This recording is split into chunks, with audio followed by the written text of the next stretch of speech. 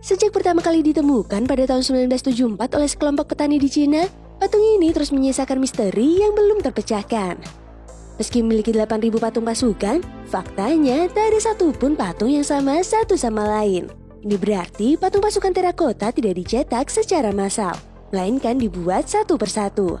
Benarkah patung-patung ini dibuat? Atau seperti kepercayaan masyarakat di sana kalau patung-patung ini sebenarnya adalah wujud dari tentara asli yang membatu? Perhatikan saja ekspresi wajah patung-patung ini. Ekspresi wajah mereka begitu hidup, bahkan telinga dan sidik jari patung-patung ini berbeda satu sama lain. Berikut ini kita bakalan bahas misteri prajurit terakota yang hingga kini belum terpecahkan.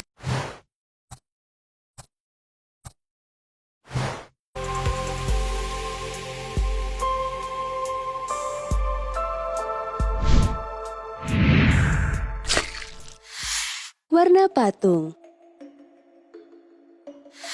Salah satu dari misteri yang hingga saat ini menjadi pertanyaan adalah kostum dari beberapa prajurit terakota yang berwarna-warni.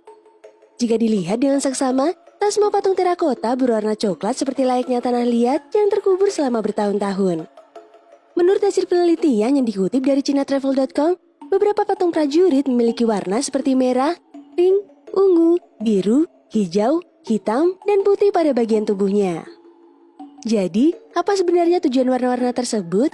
Apakah menggambarkan tugas yang berbeda-beda dari sang prajurit? Lalu bahan apa yang digunakan untuk menghasilkan warna yang tetap bertahan hingga 2000 tahun? Hingga kini misteri tersebut masih belum terjawab.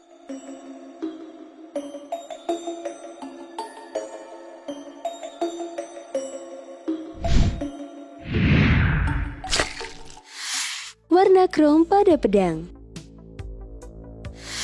Misteri selanjutnya yang hingga kini belum terpecahkan adalah warna senjata pada patung terakota. Pada senjata patung itu, terdapat lapisan kromium dioksida yang melapisi tiap senjata dan tombak prajurit. Warna krom ini menghasilkan warna yang mengkilap seperti baru. Yang lebih misterius, benang dan tombak prajurit terakota semuanya terbuat dari perunggu. Padahal, teknik kromium hanya bisa diterapkan pada besi atau mesin kendaraan dan bukan pada perunggu. Uniknya lagi, teknik kromium baru ditemukan pada abad ke-20, yaitu pada tahun 1937 di Jerman dan tahun 1950 di Amerika. Jadi pertanyaannya nih gengs, apakah mungkin Cina sudah mengenal teknik krom pada perunggu sejak ribuan tahun yang lalu?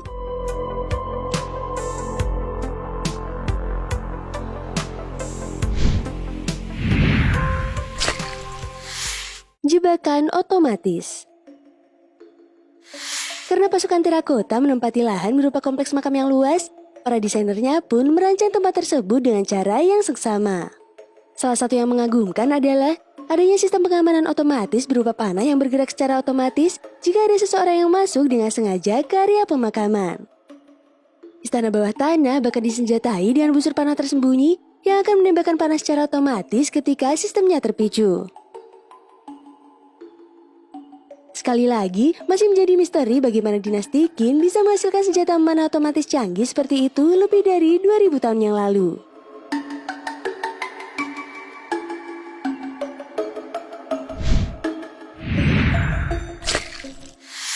Patung terlihat hidup.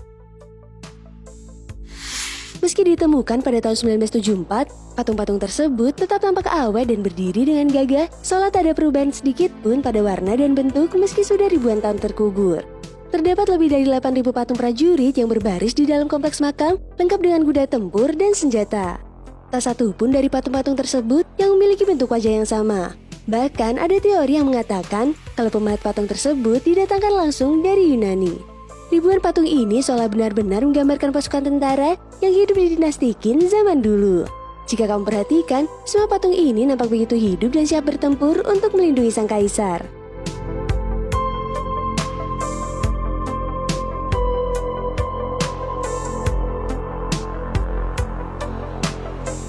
Dan konon, pasukan terakota ini dibentuk untuk membantu sang kaisar berkuasa bersama jajaran prajuritnya di kehidupan berikutnya.